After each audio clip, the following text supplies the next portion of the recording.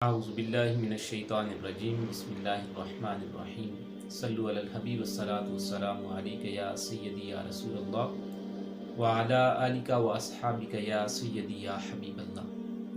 معزز سامعین، السلام علیکم ورحمۃ اللہ وبرکاتہ۔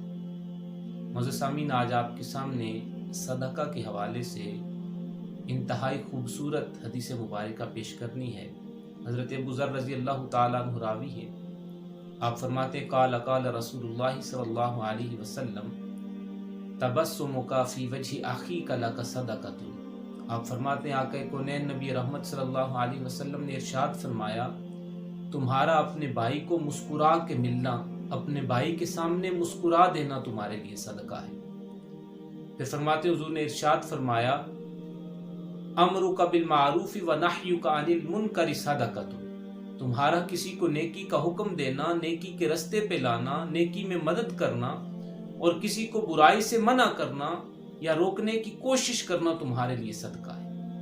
پھر حضور علیہ الصلوۃ والسلام نے ارشاد فرمایا وَإِرْشَادُكَ الرَّجُلَ فِي أَرْضِ الضَّلَالِ لَكَ صَدَقَةٌ۔ تمہارا اجنبی زمین میں کسی رستہ بھولے ہوئے شخص کو رستہ بتا دینا تمہارے لیے صدقہ ہے۔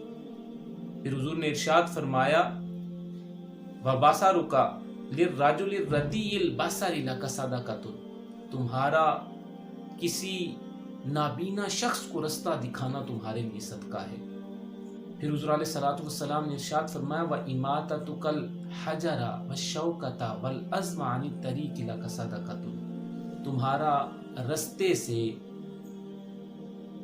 پتھر کو، کانٹے کو اور ہڈی کو ہٹا دینا تمہارے لیے صدقہ ہے۔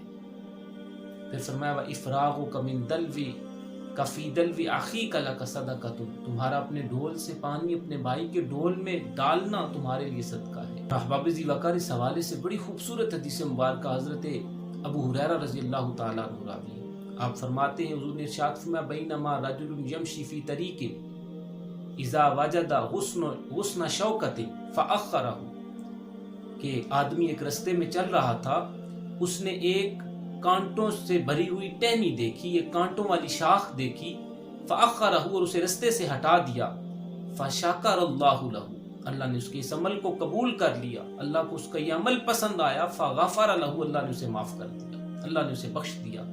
تو احباب، یہ چھوٹے چھوٹے کام صدقات و خیرات کے ہمارے لیے بخشش کا سامان بن سکتے ہیں۔ ہمیں ان کاموں کو اپنے معمولات زندگی کا میں شامل کر لینا چاہیے اور ہمیں ان چھوٹی چھوٹی نیکیوں کا خیال رکھنے کی کوشش کرنی چاہیے۔